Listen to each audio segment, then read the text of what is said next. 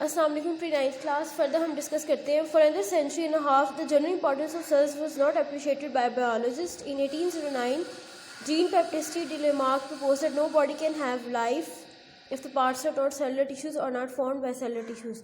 जैसे जैसे साइंटिस्ट तरक्की करते गए उन्होंने देखा कि हमें मज़ीद क्या जो है स्ट्रक्चर्स हैं वो किसी लिविंग बॉडी में होने चाहिए।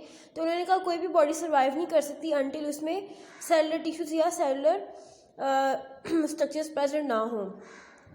In 1831, a British botanist Robert Brown discovered nucleus in the cell। तो आप यहाँ पे एक शॉर्ट क्वेश्चन आंसर लिखेंगे who discovered nucleus in the cell। तो उसका आंसर है जी in 1831 a British botanist Robert Brown discovered nucleus in the cell। ऐसे ही आगे साइंटिस्ट ने अपनी डिफरेंट जो है वो थ्योरीज बयान की हैं। in 1838 a German Matthias Sheldon studied plant tissues and made the first statement of cell theory। ठीक है, एक जर्मन बोटेनिस्ट था, उसने जो अपनी पहली स्टेटमेंट दी थी सेल के बारे में। He stated that all plants are aggregates of individual cells which are fully independent. जितने भी प्लांट्स हैं उनके अंदर जो सेल्स हैं वो क्या हैं, इंडिपेंडेंट है, वो किसी दूसरे पे डिपेंड नहीं करते। कुछ सालों बाद in 1839 a German zoologist Theodor Schwann reported that all tissues are composed of individual cells. इसी कॉन्सेप्ट को आगे जो है थियोडर ने एलेबोरेट किया कि जितने भी इंडिविजुअल्स हैं या टिश्यूज हैं वो इंडिविजुअल सेल्स के साथ बने हुए हैं। Thus Schleiden and Schwann proposed cell theory in its initial form. Cell theory जो आज हम पढ़ते हैं वो किसने प्रपोज की हुई है, शेल्डन और श्वान ने। तो ये जितनी भी मैंने लाइंस अंडरलाइन की हुई हैं एज एन MCQ आपने याद रखनी है किसी साइंटिस्ट का कौन सा वर्क है, किस डेट में उसने किया हुआ है। नेक्स्ट है जी, आप एक शॉर्ट क्वेश्चन आंसर लिखेंगे what is the theory of Rudolf Virchow. In 1855, Rudolf Virchow, a German physician, proposed an important extension of cell theory। Theodor और शेल्डन की जो थ्योरी थी इसी को उसने एक्सटेंड किया। क्या कहता है वो उसमें, he propose that all living cells arise from pre existing cells. जितने भी नए आने वाले सेल हैं वो पिछले सेल्स की डेथ हो जाती है उन्हीं से ओरिजिनेट होते हैं। और इस कंसेप्ट को नाम देते हैं ओमनिस सेलुला ई सेलुला का। क्वेश्चन आपको आए what is omnis cellula e cellula, तब भी यही आंसर है। What is the theory of Rudolf Virchow, तब भी यही आंसर होगा। इसके पोस्टुलेट्स देख लेते हैं। Cell theory is regarded as one of the most fundamental knowledge in biology. It has ranging effects in all fields of research.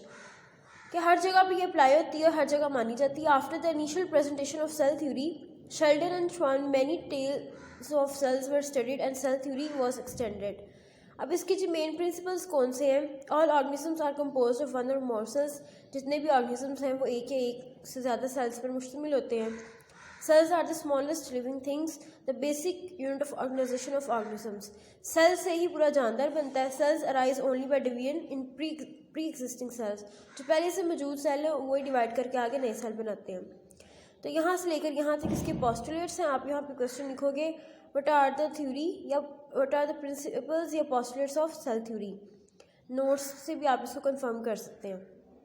Next है जी, सब cellular or acellular particles कौन से होते हैं। According to the first principle of cell theory all organisms are composed of one or more sales. ये हम बात पर पढ़ चुके हैं। Virus, prions and viroids are composed of cells rather they are subcellular or A cellular. सब cellular से मतलब है सेल से ही निकले हुए हैं और ए सेलुलर का मतलब है कि उनकी जो ऑर्गेनाइजेशन है वो सेलुलर नहीं है। They do not run any metabolism inside them, they show some characteristics of living organisms. उनके अंदर कोई जो है एक सिस्टम जो होता है ऑर्गेनाइज सिस्टम प्रेजेंट नहीं होता। उसके अलावा उनमें कुछ करेक्टरिस्टिक्स होती हैं लिविंग ऑर्गेनिजम्स की, that is they can increase in number, जिस तरह हमने ऊपर पढ़ा कि वो अपने साइज में बढ़ सकते हैं, and can transmit their characters to next generation. We know that such cellular acellular particles are not classified in any one of the 5 kingdoms of organisms. ये जो हमने वायरस, प्रायोन्स और वायरॉइड्स पढ़े हैं वो ये कह रहे हैं कि किसी भी ये 5 किंगडम क्लासिफिकेशन सिस्टम में एग्जिस्ट नहीं करते। तो ये आपकी रीडिंग थी जर्नल। बाकी हमने यहाँ पे शॉर्ट क्वेश्चन आंसर किया और ऊपर आपने एज एन MCQ पॉइंट्स याद कर लेने।